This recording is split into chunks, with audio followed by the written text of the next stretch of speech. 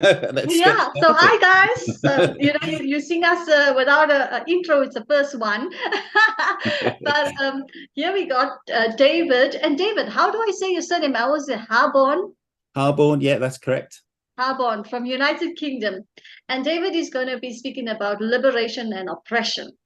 Very big topics also for South Africans who's been under apartheid South Africa and a lot more. So I'm opening up this conversation to David now. And first of all, thank you, David. I want to just say thank you so much for coming here and spending time with us today. Brilliant. Yeah, no. And thank you. Yeah. So I suppose why I'm here is that going back throughout my life, I suffered a lot with internal oppression. And because I'm gay, it was really, really difficult. Because I'm 56 now. And so going back in time in the UK, it was illegal, and huge amounts of oppression. I've got older friends who suffered some of the difficulties of being a certain way, and they had to hide it. And as I was growing up, around, I knew inside I wouldn't say didn't label myself at that point, because I knew there was something different. But if you asked me what, I didn't know. I just felt different because there was no sort of, to me, no role models around at that time that really that showed me potentially who I was. And so what happened is that, at that time in the 80s, there was the HIV epidemic, and all we ever saw, or all I ever saw, sorry, was on the news that there were people dying with AIDS. And the press then really attached it to gay people, and there was a lot of abuse towards gay people. It was like the gay bashing at that time. So really, when the press was really, really quite negative about the gay community, I really repressed and oppressed myself. And I stayed in the closet for many, many years. And it was difficult, because I think when you are not living your true self, you are denying yourself. You're using huge amounts of energy to keep going every single day.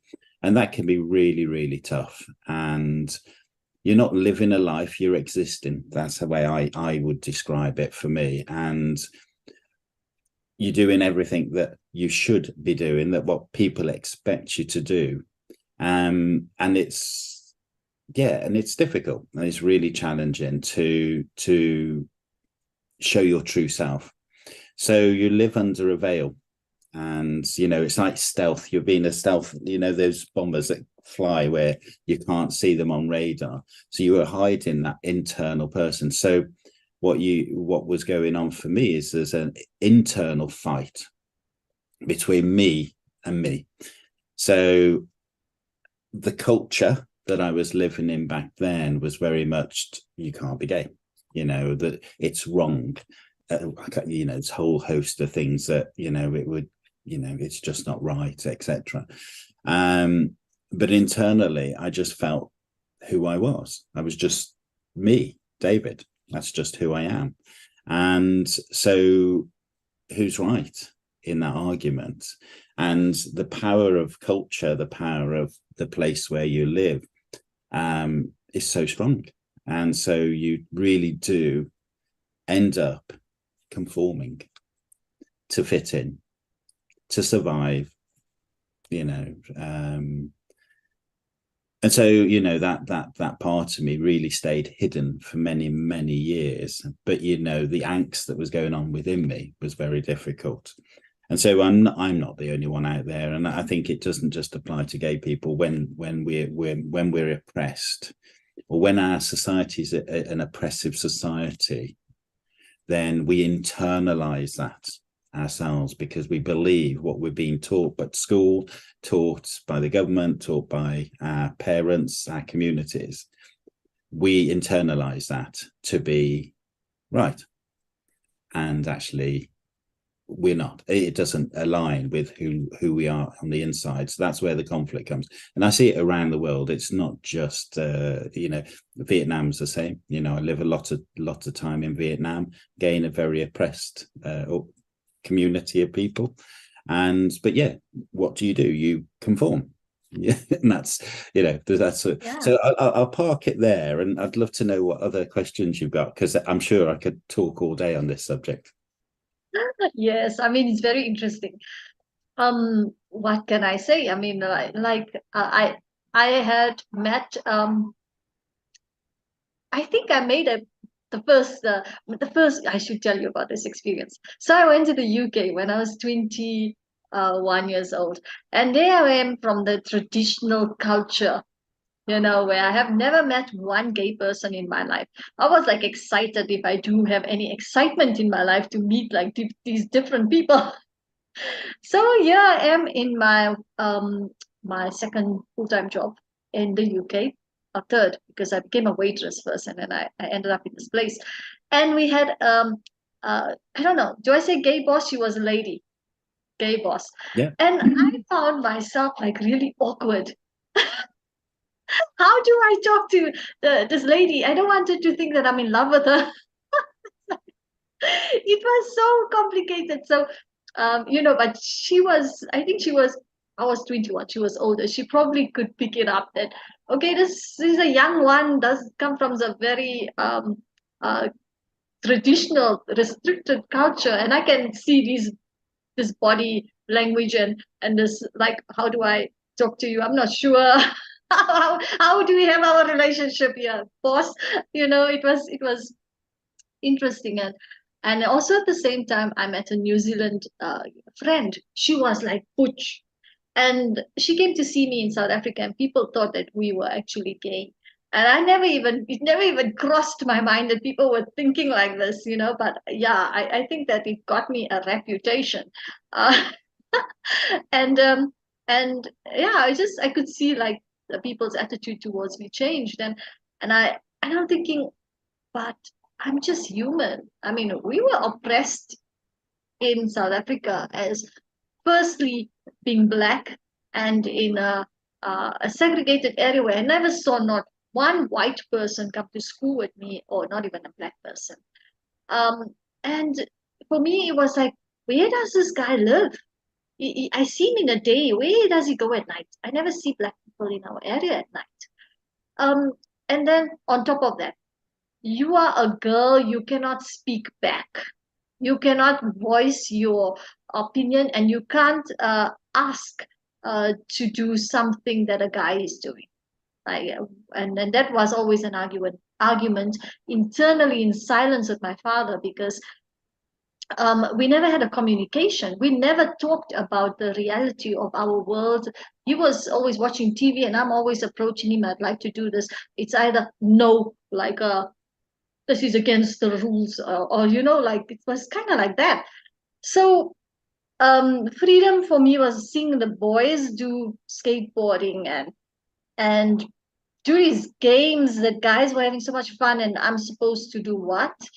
Like, yeah. So there was a conflict, and so I can imagine, just like trying to imagine hiding your orientation in total, even trying to change your voice if you have this cam. What is cam? You have to go through that. What is cam? And what, like, does that make you gay? So yeah, just all these things are coming up with a comparison or similarity in a way with you, and we had different experiences, but the same kind of oppression in a way inside. Yeah, oppression is it can be looked at in so many different ways, and I think the key is it's the internalization of it that's the difficulty, because when you're submerged in a culture, we absorb like a sponge that culture, because it's when we're born, that's what we experience, that's what we learn, that's where our values come from, so in our communities where we're brought up, we are literally being fed that way of life, and so that's what we know as the norm. And so as we start to grow, so this is part of developing identity. Erickson's work talks about how you go through stages of identity and forming it. So in the very early years, our purpose, our values are very much indoctrinated into us. That's where we learn. But as we grow up into our teenage years, and that's where we want to experiment and do other things. And that's the part where we learn what we love, what we don't love. And that's where we form part of our identity. And this is where you get lots of clashes, because, you know, that's what younger people want to do. They want to figure out who they are.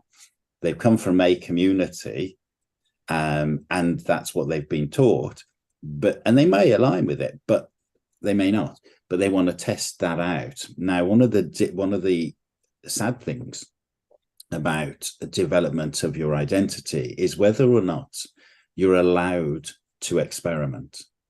So if in those teenage years a lid is put on that and saying you cannot do anything to experiment, you know, in other words, you conform, you are denying your developmental growth. And so you end up being stifled, and it then impacts on you later through in your life, because you need to go, as Erickson talks about, you need to go through these development stages to form yourself and form your own identity. But if you're not allowed to experiment with who you are, to figure out what values you truly align with, then you're stifled. And that goes on into your relationships and other parts of your life as you go on in the future. So I think it's really important that we encourage the younger generation, the teenage generation, to explore their identity, and figure out what they align with. Because, you know, the work I do as a coach is very much about helping people find their purpose and their values, the core of who that person is. Now, as we go forward in our life, we need to figure out those values. And if we're not allowed to experiment with them, and if we only adopt other people's values, then we're not true to ourselves, and then continues that internal battle. So this is where it's a lot of people don't really experiment, well, not experiment, but they don't delve deep into themselves to look at what their true value is. Who are they as a person, their true self? Because sometimes it's too painful in a strange way, because actually, if you know, it's like I said earlier, how do you best describe it? I know it's not right, but I can't figure out what it was, you know, but if I was allowed to experiment, I probably would have figured it out. But the fear of, and that's the big one, the fear of going outside of that comfort zone, where we learn and we grow, was stifled. And so that's why you live in this sort of bubble of comfort zone. And it's a comfort zone because you're surrounded by fear. But although you're safe in your comfort zone, the internal turmoil that I went through at that time was really, really, really difficult. And I think going on to some of your other points about, you know, earlier on, we talked about masculine and feminine energies. You know, we need that dualistic sort of, it's not a one thing for everybody. There's a spectrum, I believe, you know, it's like a waterfall. You need the rocks and you need the water to form a waterfall. But somewhere in between there is who we are. And I think that's so the feminine energy is the water that comes down, that's very, very much fluid and very flexible. The masculine energy is that hard, solid rock that provides the basis on which these two things come together. So I don't think it's about this or that. It's about the combination, the dualistic sort of view of the world in terms of how you bring the two parts together. So I don't, so it's not gay or straight. It's like what's in between of that, and I think, and I think that's the bit where we're all human. That is so true. Wow, I like how you use that analogy, you know. So it's really amazing. I mean, I do, you know, like I don't know if you've been to Spain and if you've been to Madrid. You've Yeah. been to Chueca? Where? Chueca.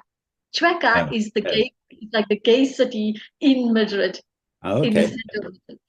And um, I would say that, okay, I had my difficulties traveling, but I enjoyed thoroughly what I couldn't do when I was a teenager. You know, maybe I should first, before I go to Treka and the you know, the gay parade that I witnessed it. I was like, wow, this is so fun, and I'm straight. It doesn't matter. You know, like I enjoy this liberty of seeing people express themselves, their true selves, because I'd rather be around someone who's true, that maybe is out there, than a fake. That's me. You know, like what I mean. So firstly, I think that I don't know about.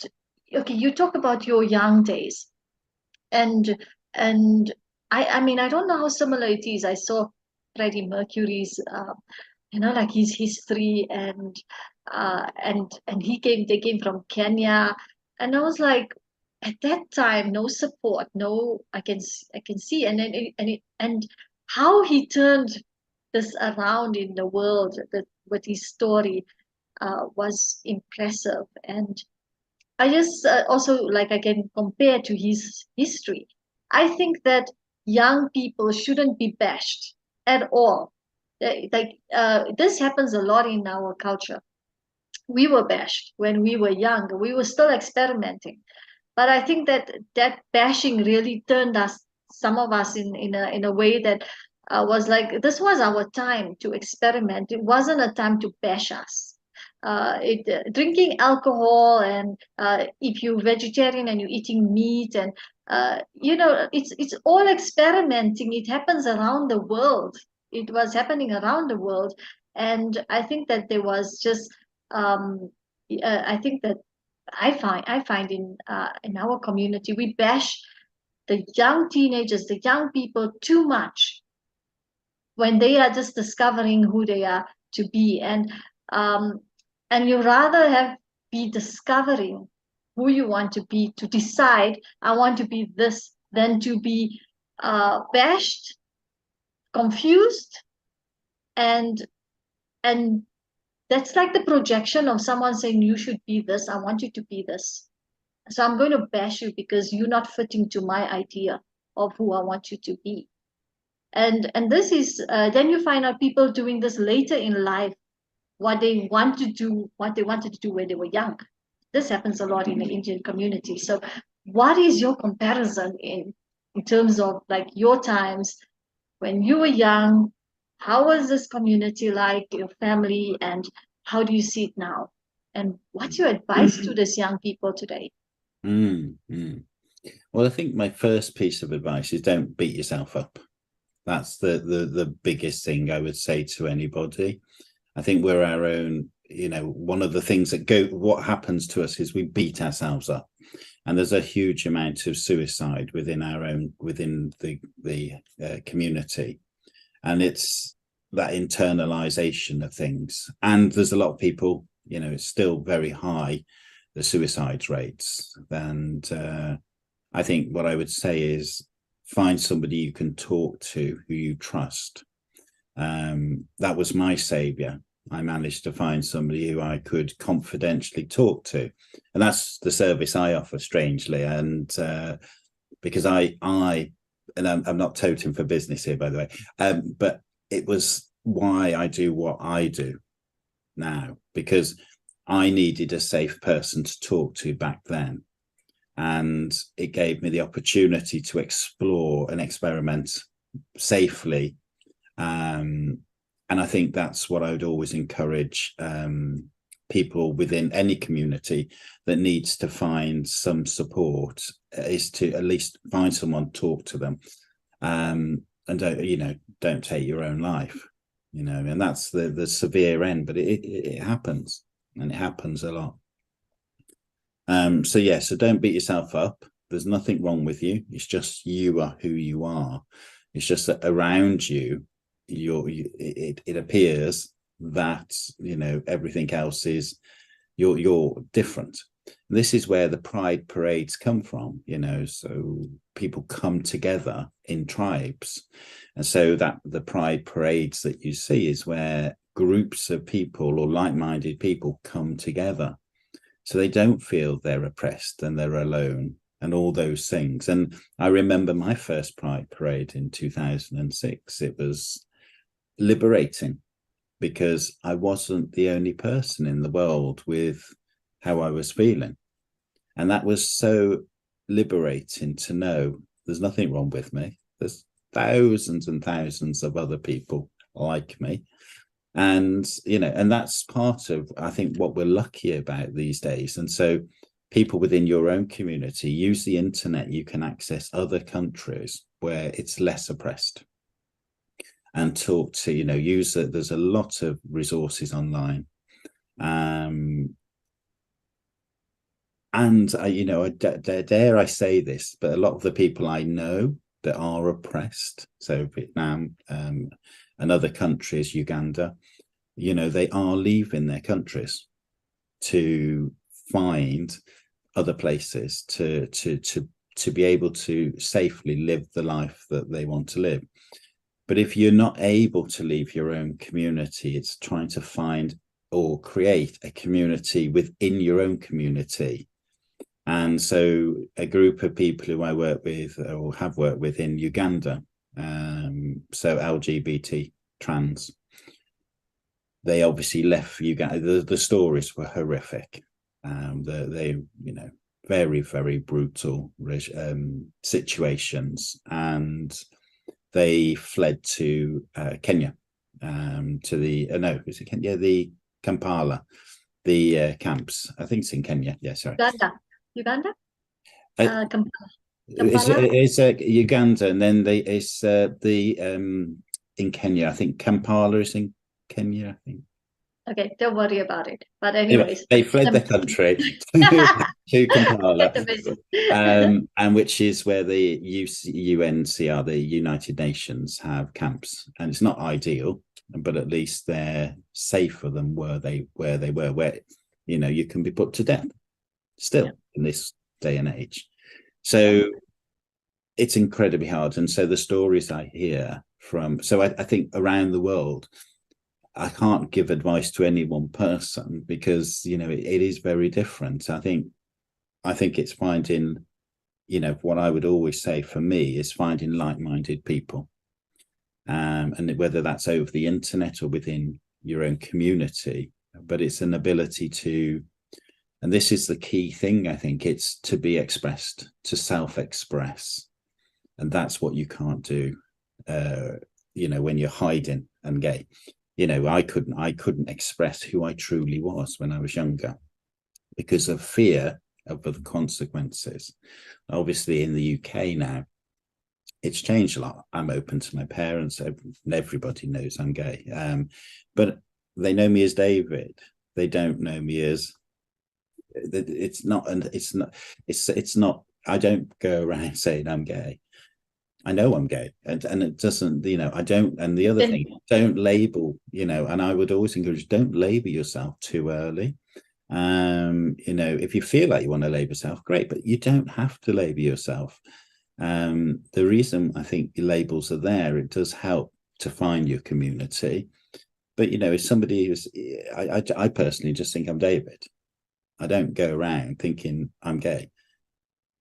It's not important to me. It's just, that's who I am. And you know, one of the interviews I've done in the past, it's a female who was married, who's now married to a man, now married to a lady.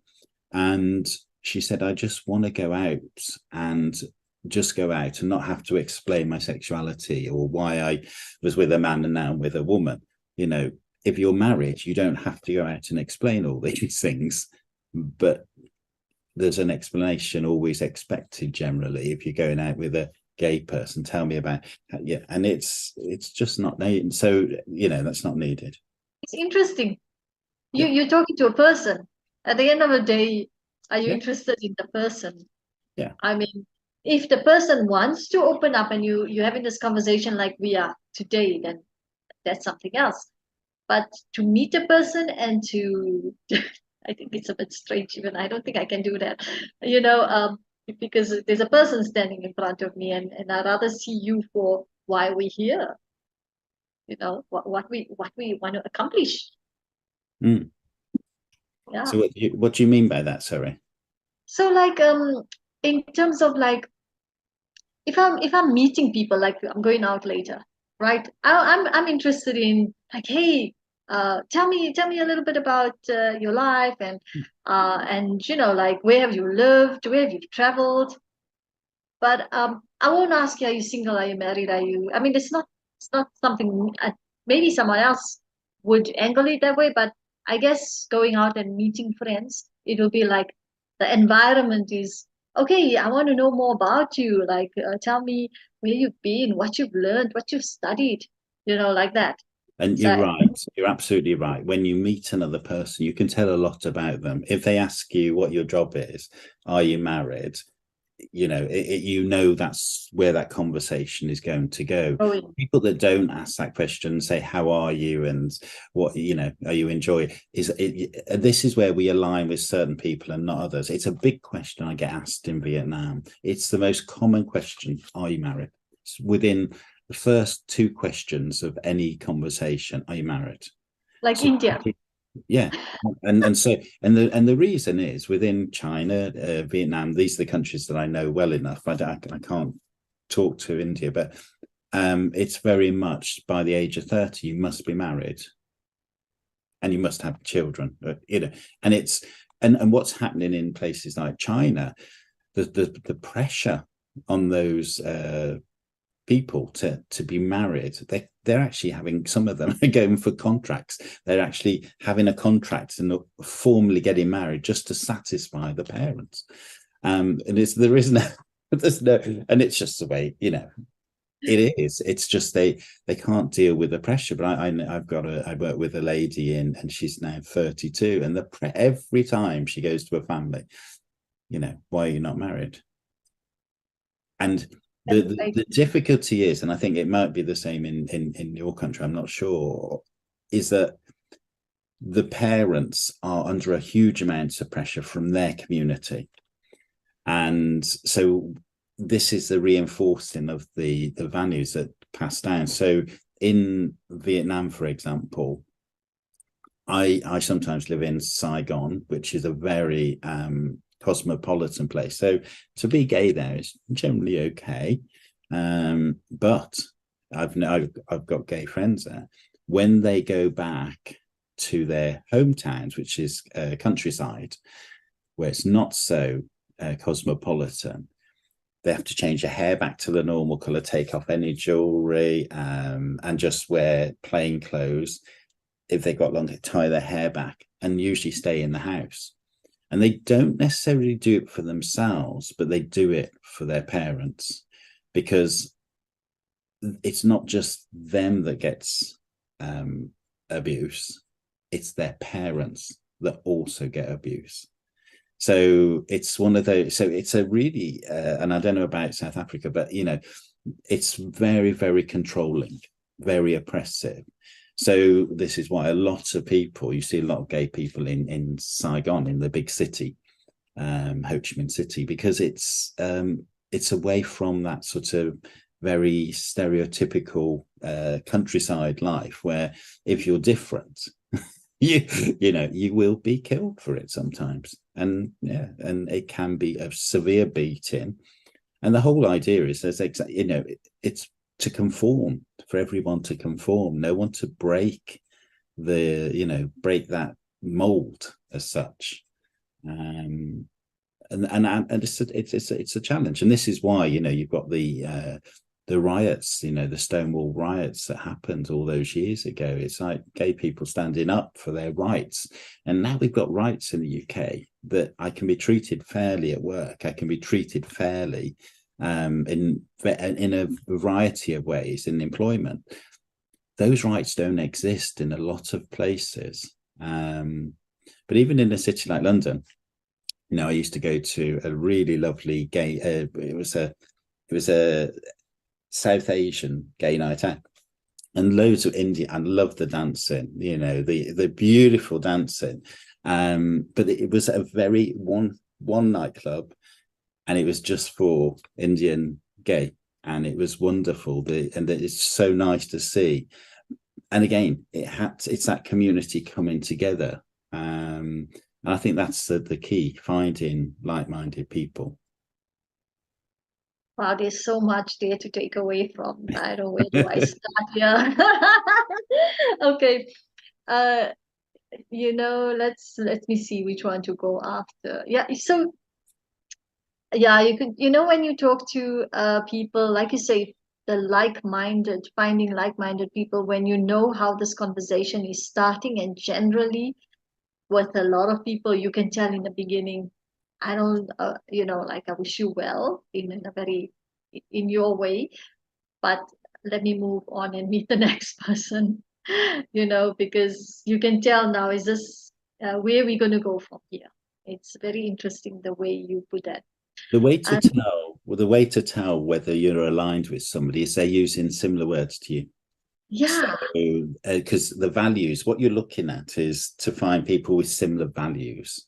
And what you'll hear in their conversation, you'll feel aligned with them, or you won't. And it's recognizing that alignment, and like, they get it, or they don't. And then it's just about using your energy to spend more time with the people who you align with, and less time with the people that you don't align with. But parents, sometimes we have to go and see our parents, but it's just knowing we have to reserve our energies for that if they're not aligned with us. Very true. Very, very good way to put it. And about the pressure, recently I've been looking at this concept of community, and I wondered to myself, like, at the end of the day, we are trying to raise children and be part of something. Are we really part of that? Are people really standing up for us? Are we just doing that because we want our children to have a place? But is it a genuine place? Is it a place where you're going to flourish? And after being around the world, yeah, I believe that every person is solo. They are like their own captain of their own ship, of their own plane. But having a team, which you can call community, that supports you instead of pressuring you as parents, like, help them instead of pressuring them, because all you're going to do is you're going to screw up the kids. Yeah, or they kill themselves. Right. So lately I've been looking at this perception as like, sometimes you're better off alone than being with people that don't align with you until you find your soul tribe. Well, in a strange way, the ones you don't align with really can be helpful as well. In the strange way, is that that's not what you want. So sometimes it's like we said about the waterfall. You need the opposites really to go, I want to move away from that. But I think if you're surrounded by that all the time, it can be like, well, that must be true. And it's like, well, actually, no, it's finding, it may not be in that local community, and there may be somewhere else. But even that, though, saying that, I think a lot of, so within the gay community, there is internalized homophobia. So a gay person can act very anti-gay, and they do it to hide themselves, because they've learned. And so there's been cases where a gay man has attacked a gay man for being gay, and when you unravel it, they are so they attack the other person because they hate themselves. And it's really powerful. And so sometimes when you do meet people that are acting in a certain way, it doesn't necessarily mean, in my case, they're not always straight. They may be gay, but they're acting in a way to protect themselves And and so it's quite complicated, that when you hear people really hating gay people, sometimes it's their own internalized homophobia. So it's The trigger, there's a twist. triggering something inside them that is being hidden. Yeah, but we And project out. yeah, and that person is trying so hard to protect it. Yeah. By trying to show something else outwardly. Yeah. So if you hate the other person, what you're projecting out is the hate you have for yourself. Yeah. It's that internal, because that's what happens when you're oppressed. You hate yourself. Yeah. Because it's that internal part of you conflict that you don't want to accept inside you, that you're feeling like attacking someone else because you can't face it in you. Yeah, that's very interesting. He said. Let me tell you about the time I met this gentleman, this young 20-year-old who was a virgin and still trying to identify, does he want to be with a man or does he want to be with a female? Now, I find this in the Indian community. When I went around the world, not only the Indian community, every person, that almost like a French lady said to me, when I was a virgin, I was confused. Like, what's my sexuality? And I think that happens to a lot of people, because when I spoke to this guy from Ireland, and we were in Spain, then and he we went one day out with a lot of gay people and straight people, and boy, did we have so much of fun in a gay club. And eventually he started to unravel. He wants to go the gay way. He doesn't want to go with the girls. So it was very interesting seeing him unravel at such a 20-year, you'd say 20-year-old. I'd say, but you were raised more liberated than me. I was always telling him. But he was comfortable with whatever his choice was going to be. But he explained to me that, yeah, with not knowing whether and having a sexual experience with a man or a woman, I still don't know. So I was like, interesting. And here we got Indian families giving arranged marriages.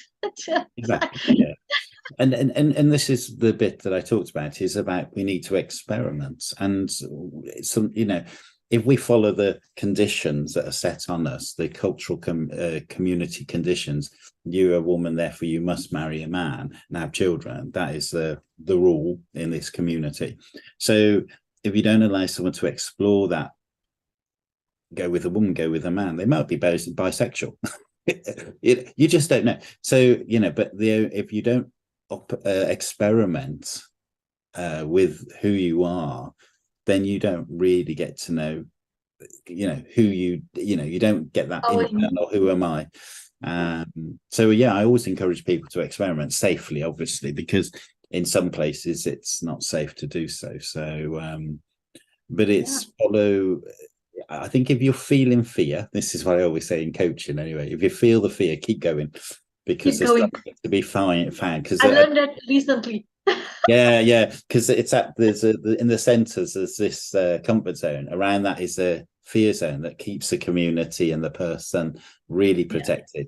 Once you go through that fear zone, you get into what we call the learning zone. We learn more about ourselves, and then the growth zone is beyond that. And so there's so much opportunity, and it's not the destination you're going for, it's the journey you go on that can be the most powerful.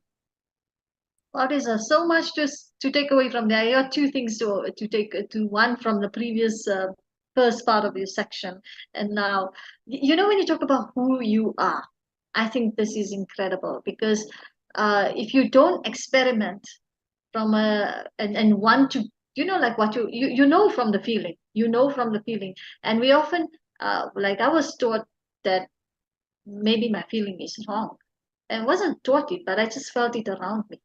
My feeling must be wrong. I must follow the crowd. And that feeling is making you become who you want to be by experimenting. Because ultimately, by experimenting and you seeing who you are, you're going to impact so many people by finding out, what do I do here? With who am I? Yeah. And what you're talking about is the conflict between heart and mind. So we're taught to behave in a certain way.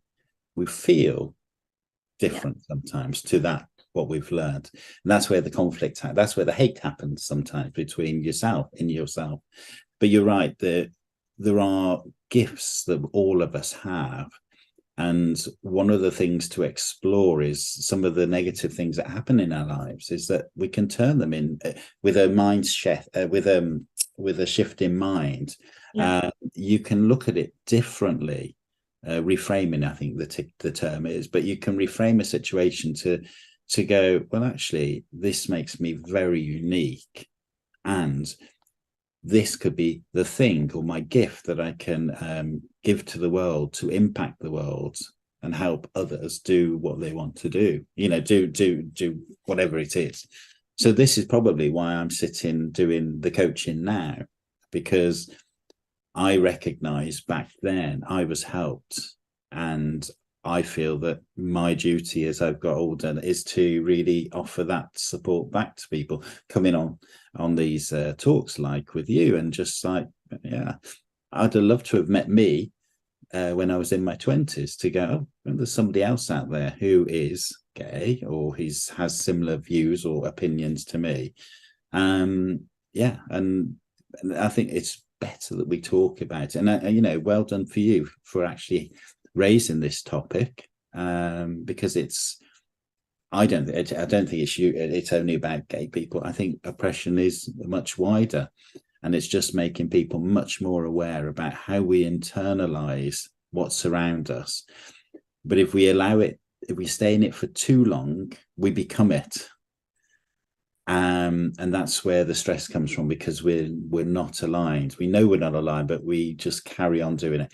The best way to explain it is, for me, is that I worked for a corporate organization years ago, so I behaved as a corporate person, absolutely hated it. But to survive, I just acted in the same way and I adopted the values of the organization, and that was my way of surviving. But if you're in it too long, that's where the stress, the anxiety, the really unhappiness lives, because you're so busy performing. Yeah, performing like an actor, and the real you inside the energy that you lose in fighting it. Incredibly tiring. So you see some of the footballers and actors who come in. Freddie Mercury, he didn't come out to a very late age. And the whole thing about this is that the energy that it takes to hold that other person, the real person within, is incredible. So there's a lot of people that will advocate about how do you encourage people to be much more inclusive in their society, because a huge amount of talent is wasted. Because if an organization isn't inclusive to a variety of people, it will only ever get robots. And the talented people, because they're so busy spending all their energy holding onto who they are, they're not necessarily performing as well as they could be at work. Whereas if I'm at work and like feeling really comfortable and not having to hide anything, my energy's in my work. And there's a huge amount of, there's a 1 in 10 number of gay people, and a lot still hidden. And it would be in South Africa. Then you're losing massive talent. And in this world of shortage of talented people, organizations really need to start to think and be much more inclusive. So it goes back to the leaders of the organization, and there's many examples you could quote on that. Diversity. We have to encourage diversity, because there's growth in that. And everything painful means you're growing. Facing something painful means you're growing, and not facing the fear, you're conforming.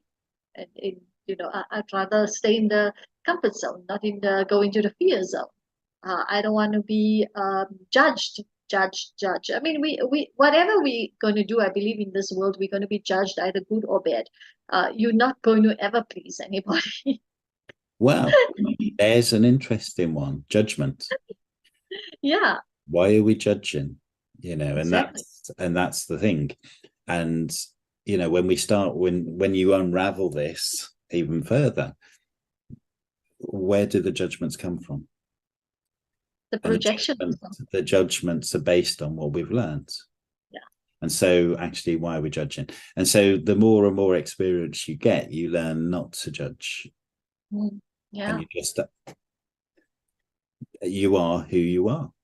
That is the person in front of you. You're not going to say you're this, that, or another. You're just the person in front of me. And that's the art. And I think it's each of us can do that in not judging the other person. And the other really, really important bit is don't judge yourself. Don't beat yourself up and don't judge yourself. Because really, life is hard already as it is. Yeah. So when we're not good enough or whatever it is, we're not this person, we're not the good person, not good boy or good girl. Where's that judgment coming from? It's coming from outside of us. It's not from within. When you truly get to the core of who we are, we're good at the heart. And so I think one of the things all of us can do with anything in society is to hold back on making any judgments. We do need to make judgments at times in our life, you know, to go this way or that way. But it's about, why do we need to judge the person in front of us? They are who they are. I think that maybe you're referring to is intuition. Yeah, we can confuse your intuition of your choice as a judgment in terms of direction, which way you want to go. From your intuition and your experience, something is telling you this is the way I want to go. And then you got that actual judgment that, you know, like about the person in front of you. What does matter? What really matters, actually? Yeah. We're hardwired. So as individuals, we're hardwired. I think by the age of 36, we're hardwired. And so it's incredibly difficult to change who our habits. We're habitual. So all the early years is an opportunity to experiment and figure out more about who you are. But after a certain age, about 30, 35, 36, we're very much in habit. So we just need to watch out how to, if we want to make a shift in that habit, it's really important then to sort of challenge ourselves and like open ourselves up to other possibilities. Incredibly hard because we only see that much of the world. Very true, very true. The second point that was coming up for me is when you were talking about the time when you were younger, and at that time there was a lot going on about HIV and you know, not even knowing much about, was I even born in that time? I don't think so. But I remember a time when in the year 2000, it was still very big in South Africa. So we were later. Everything was later in South Africa about HIV.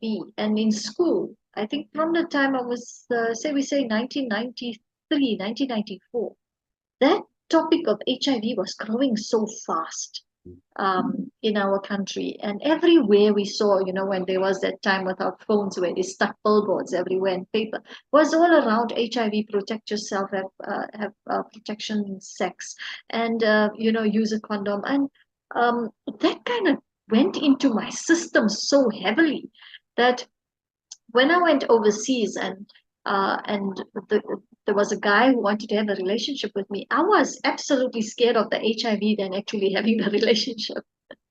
You know, and I think that he was kind of shocked that, is that what your country is really talking about? Like, you have to even have an HIV test from a person before you sleep with them. Is that where the publicity was happening all the time? And Fear. I think you were shocked. Fear. Yeah, you were like, what?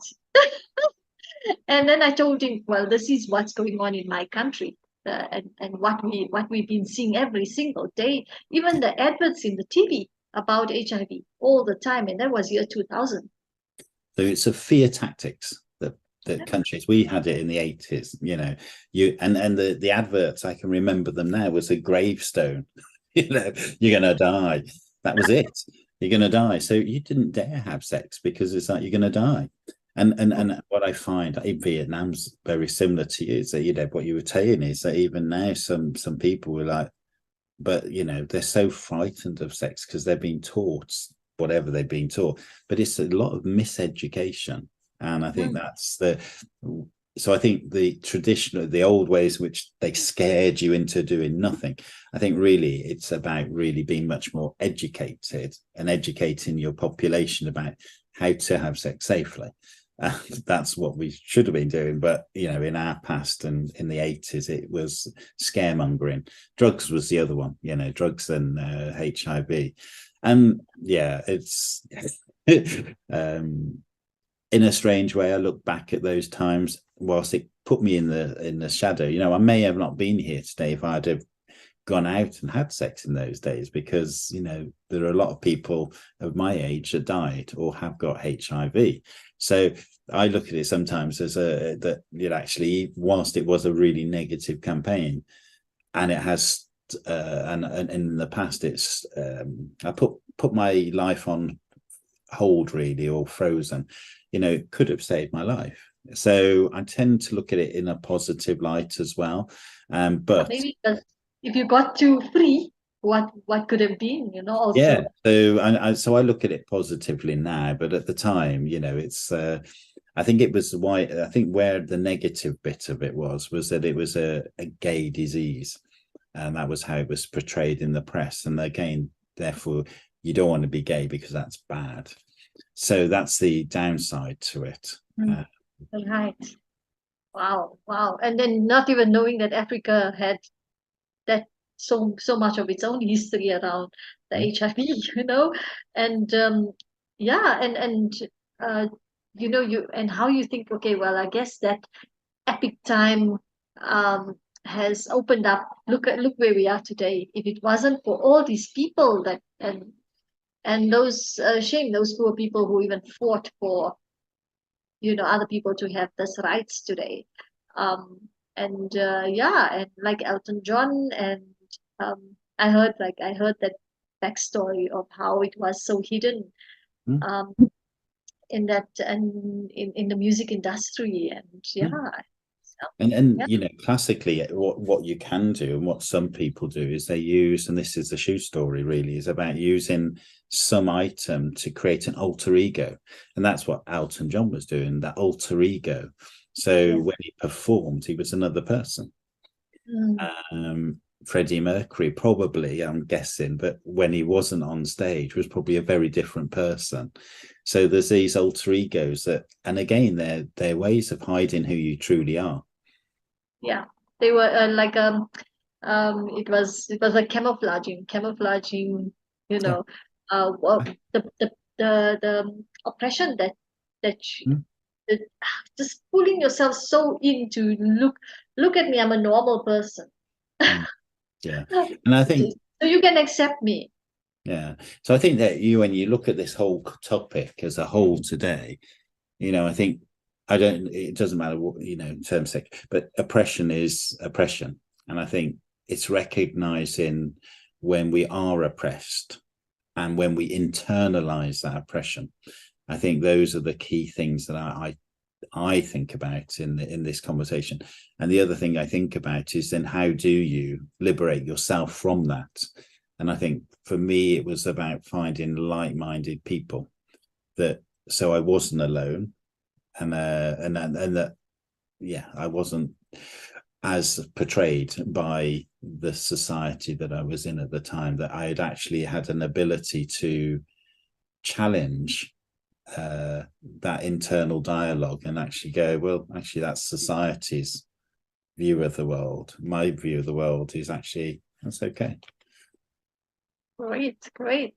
So, ladies and gentlemen, if I have challenged anybody here today, and you know, you might be upset about what I say, please forgive me, but I'm here to open up this topic on various levels to awaken a lot of people. So you know, that's why me and David are here today. So that's my 2 cents. And I will now pass it over to David. Yeah, so I'm going to ask you, and it's my turn to ask you a question for you. So sure. why do you want to awaken people? I guess I wasn't even intending to awaken, but I'm recently seeing a lot of people saying that I didn't see it this way from all the talks you've given with people. And now we're seeing real people tell it, not you, other people. And now I'm thinking that there's something that we need to change, or I need to change, or my family need to change. And so it's looking like it's an awakening to people from what's coming back to me. So that's why I say awakening, because it's your choice to change if you want to change or if you want to listen to it. But if these conversations are awakening you, then I'm glad I'm doing some small percent along with these wonderful speakers who are also helping us. And That's so why. the impact that you want to have on the world? Um, I never even chose this, but I think that change maker, yeah, change maker. And if I can be a bigger impact, if I can make a bigger impact, then yeah, bring it on. The question is why? Why? Well, I think that if people really know my struggles, if they really do know my struggles of being foreign overseas, the lines I've waited in to be classified as Spanish or British, and the kind of um, identity labels that I've been given, that when I really open up to exactly, the racism and everything that doesn't only happen in South Africa, I don't really want anyone else to feel that. I rather that we start to change the world so that people can live their purpose instead But of struggling to find their purpose, and then they know what they want but they can't do it. yeah, and Yeah. that's a really lovely. That's a lovely ending to. That was a lovely ending to this conversation, because I think really what you and the reason I was asking those particular questions is I'm not just asking them to you, but I'm asking them to anybody who's listening to this conversation, because it's actually, what is it? Our fulfillment comes from how we impact others. And so when we're clear about what it is that we are truly designed to do inside, not with what we're told to do, what we're designed to do from the inside, we can have a massive, massive impact on the world. And the question, it starts with the why. And that's why I was asking you at the very end, why are you doing this? Because the why is so important to keep it going, and the sustainability of it. And the why is, most people start with what they're doing, how they're doing it, and really understand why, because that's your purpose, the why behind everything. And if anything from today, why, I'm asking the question to why do you live the life you live, and how do you want to impact the world? I'll leave that for the audience to give it some consideration, but I'll give you a clue. It's to do with who you are truly inside, and the values and the unique gift that you bring to the world. Amazing. I think we should stop there because that gives us food for thought, all of us. Yeah. Thank you. Thank you for the invite. Thank you. Ladies and gentlemen, David Harborne and Tulsi Patel. See you on the next one. Bye. Bye.